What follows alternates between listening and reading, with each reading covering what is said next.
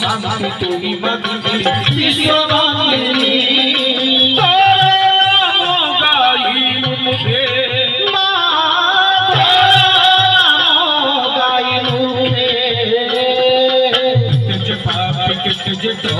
जानती भारी कितने पापी कितने तोपी जानती भारी माते पागल धुली प्रेम मोहारे गोरी माते पागल धुली प्रेम मोहारे गोरी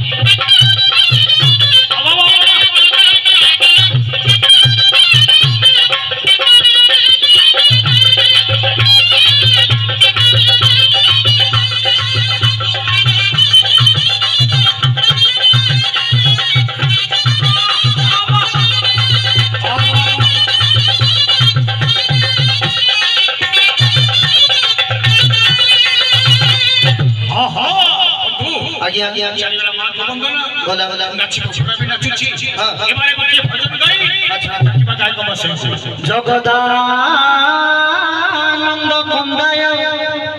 प्रणताति हराय च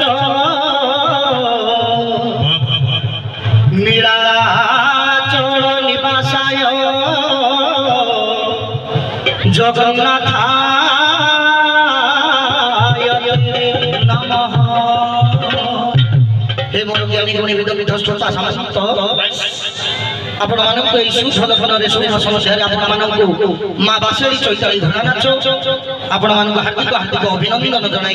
आपण मानक मनोरंजन छुटिया प्रयास आपण मानक पदुके भजन से जगत पिता जगत कर्ता जगत नियता जगत पालिता जगत स्रष्टा मोर नाथ आपण मानक नाथ ए विश्व ब्रह्मांडर नाथ जगतर नाथ जगन्नाथ पदकंजरे मन प्राण को अर्पण कर दे